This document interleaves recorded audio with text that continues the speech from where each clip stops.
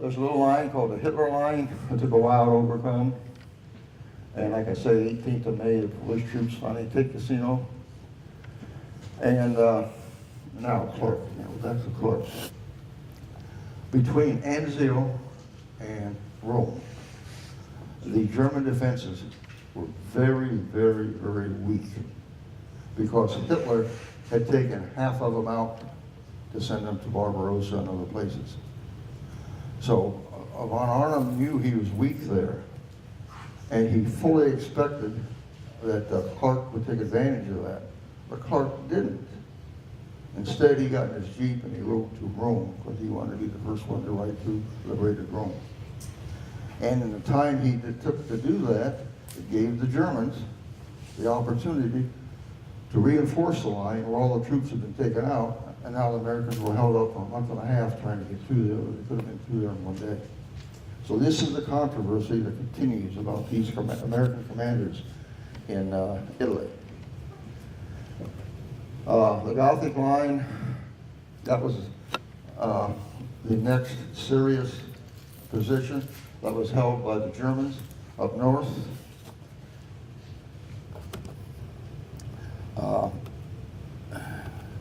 There we go. On the 4th of August, the Allies did go into Florence. The 2nd of September, the Gothic line was broken through right at the center. Then we ended up in Pisa. We took Ravenna, Venice, Trieste, there it is. And at that point, it was getting late in the campaign. Hitler was sending absolutely no more troops. Wamo was gone. He was out of there now because he was putting up defenses at the Atlantic Wall because they knew the attack was going to come at the English Channel. Whoops. So anyway, just to so you get the date, on the 2nd of May then, 1945, the Germans finally surrendered. And that campaign, as that campaign was over. Okay, and I'm getting close to the end here. If we took a final look at Mussolini, who kind of started all this, I think it's kind of interesting. When the government kicked him out in Italy, when they formed this new government, they put him in jail.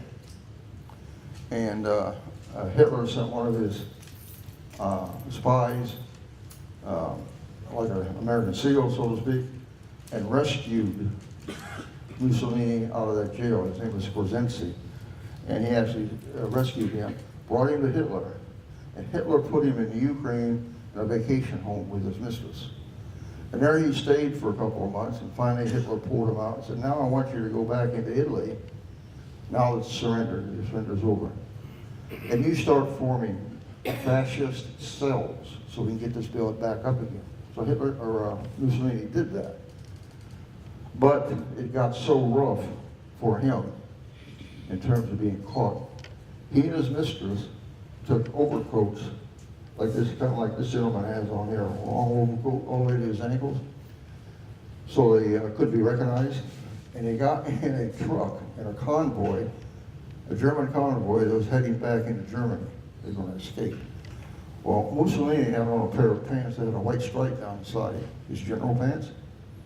And at a town called Dongo in northern Italy, the partisans stopped the truck, inspected it, and happened to see that white stripe when the overcoat opened. So they pulled Mussolini out and his mistress, and realized who it was, took him to headquarters, so to speak. Headquarters was a totally 100% group of communists, art communists. They tried them on the spot, and Mussolini, his mistress, and 15 other fascists were shot on the spot, their bodies taken to Milan, and hung by their heels. We know that. Eisenhower, Patton, Montgomery, they all survived, obviously, and they were all removed from Italy then to participate in Overlord, the invasion of France. Clark, they recognized him as a hero, gave him all kinds of medals and awards. He was just the best guy around because they won, I guess. But so many people still question his tactics. And I gotta say, General Gavin, or Colonel Gavin, who was promoted to General Gavin, and he was the commanding general of the division I was in. Oh, I just happen to have that. Well, if we talk about the importance of these campaigns, the Sicily and the Italian campaigns, many people question it today. They always question war. But the Allies did meet their objectives. German troops were kept out of a Russian campaign. That pleased Stalin. It was a second front. That pleased Stalin. Churchill called it the soft underbelly. Clark called it the tough gut. But they did have a second front. And it kept German, made it impossible for them to keep up with supplies. Kept the lifeline open, and we all had dozens of ports and airfields to operate from. And what happened to Rommel? We remember him as a great military mind and commander. We'll always speculate about what would have happened if he received what he needed when he needed. We just don't know, but we can sure speculate on it. Much of what we attribute to him is myth, a lot of myths. We call him the desert rat now, and there's all kinds of stories. Not too many of them true. He made some serious errors. Continuing the invasion in North Africa when Hitler said, wait for supplies. His decision not to send supplies to southern Italy, those were big blunders. So he was human in that respect. And when the attempt on Hitler's life came by, Rommel was appraised of it. He knew about it, but he did not participate in it.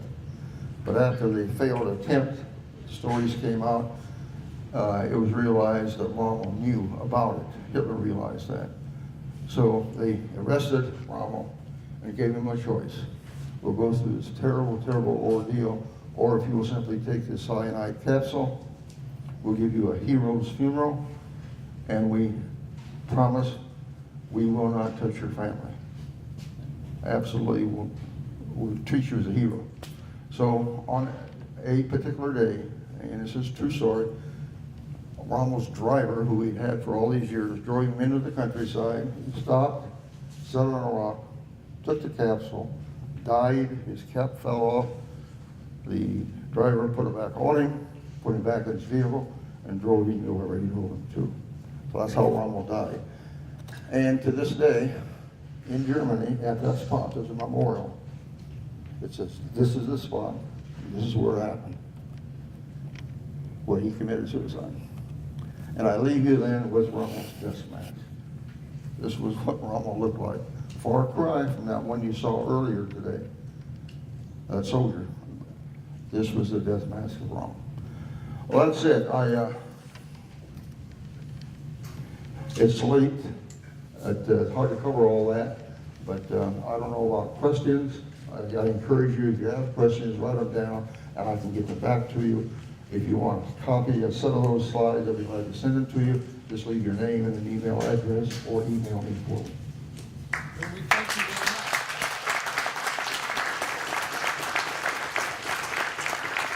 much. Again, Dan, thank you so much for coming out and really sharing with us your expertise. And I just cannot use that word enough. This is a form of sharing. So we've heard many good stories being shared. Paul Kidd, we thank you very much for your sharing tonight. If you have something like that you'd like to share, please come to myself, come to George Maniotis. We want to provide this forum for you. Other than that, next week we'll meet right back here. Dan Yates will be here. He's a former MCC professor talking about Muskegon. We'll be turning inward a little bit here, looking at Muskegon as the arsenal of democracy. Other than that, thank you for coming, and students, we'll see you downstairs.